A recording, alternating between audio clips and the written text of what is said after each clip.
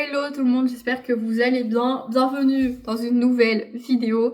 Aujourd'hui, on va parler d'un sujet que j'aurais adoré voir sur les réseaux avant de me lancer. Tout ce que j'aurais aimé savoir avant de créer ma marque. Donc c'est parti, écoutez, on est honnête ici, donc vous savez comment je suis. Il y en a beaucoup qui n'aiment pas ma façon de parler, ce n'est pas mon problème.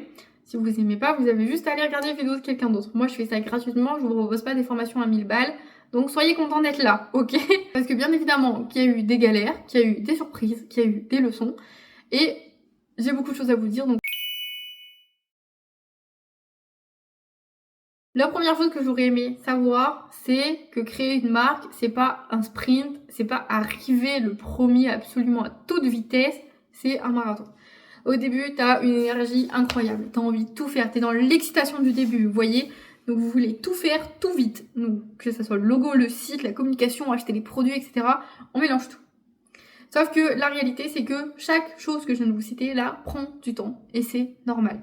En fait, rien ne va se passer exactement comme vous l'avez prévu, mais c'est pas grave. Ce que j'ai appris, c'est qu'il vaut mieux quand même avancer lentement, mais toujours dans la bonne direction que de foncer tête baissée, sans stratégie et s'épuiser droit dans le mur. Deuxième chose. Attendez, je vous menace pas. Je vais ouvrir mon stylo sur exprès. Deuxième chose. La passion, c'est essentiel, mais les chiffres, c'est quand même vital.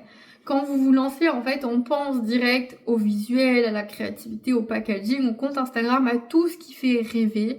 Mais derrière, on oublie les coûts, la marge, les taxes, les fournisseurs et les délais aussi. Hein. Et ça, il faut s'y préparer un petit peu quand même. Je pense que si je devais le refaire, je me formerais un peu plus dès le départ, en tout cas sur la gestion et sur la négociation avec les fournisseurs ainsi que sur la compta. Parce que la compta, c'est quelque chose qui me prend énormément de temps, que je n'ai pas. Et en fait, quand tu maîtrises un peu plus les chiffres, toi de ton côté, quand tu arrives à calculer ta marge, à savoir combien tu peux vendre, etc., tu maîtrises déjà un peu mieux ton projet et c'est toujours plus agréable pour les comptables t'appellent de savoir de quoi tu parles.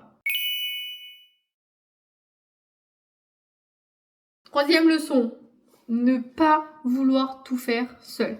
C'est quelque chose qu'on fait souvent par peur en fait. Peur de dépenser, peur de déléguer, peur de ne pas savoir bien expliquer son projet. Mais parfois, demander de l'aide, c'est ce qui va faire toute la différence. Moi, je l'ai compris quand j'ai vu que je pouvais pas tout gérer en fait. Les fournisseurs, le site internet, la com, les photos, les produits, emballer les box et gérer ma fille aussi à la maison. Donc voilà. Parce que accessoirement, quand on est déjà bien rempli, il y a des choses qu'on peut pas faire. Et c'est ok, il faut juste travailler avec des gens de confiance, même si c'est que ponctuellement, ça soulage énormément et ça va vous aider à garder la tête froide.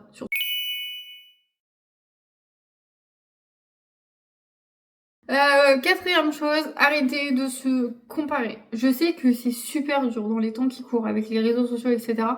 Mais vraiment, il faut qu'on arrête de se comparer. En fait, on va regarder des marques qui ont l'air d'avoir tout réussi, qui ont des créatrices qui explosent, et toi, t'as l'impression de toujours stagner au même endroit. Mais en fait, chaque projet est unique, et souvent les marques qui durent, ce sont aussi celles qui ont pris le plus de temps. Et je pense que si on discutait avec eux, ils nous diraient exactement la même chose, que excusez-moi, mais Rome, c'est pas fait en un jour.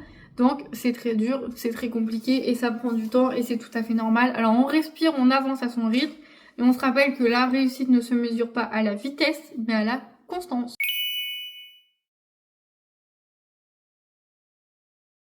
Et enfin, la dernière chose que j'avais envie de vous dire et que j'avais envie de partager avec vous, mais que j'aurais aimé savoir aussi, c'est que le mental, ça fait tout. En fait, tu peux avoir les meilleurs produits du monde. Si tu n'y crois pas ou que tu doutes à chaque fois que tu avances, ça va se ressentir. Créer une marque, c'est un vrai ascenseur émotionnel. En fait, t'as des jours où t'as envie de tout arrêter et t'en as d'autres où tu te sens complètement invincible, tu pourrais tout défoncer.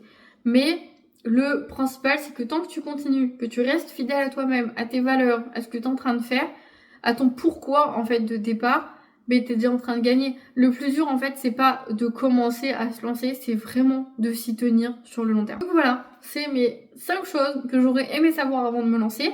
J'espère que ça t'aidera aussi. Si jamais tu penses à créer ta marque ou que ça te rassurera peut-être déjà si t'es déjà dedans, n'hésitez pas à me dire en commentaire ce que vous aussi vous auriez aimé savoir avant de vous lancer, quelles sont vos galères que vous essayez de gérer en ce moment. On peut peut-être s'aider dans les commentaires, on n'hésite pas. et on se retrouve la semaine prochaine pour un nouvel épisode. Bye.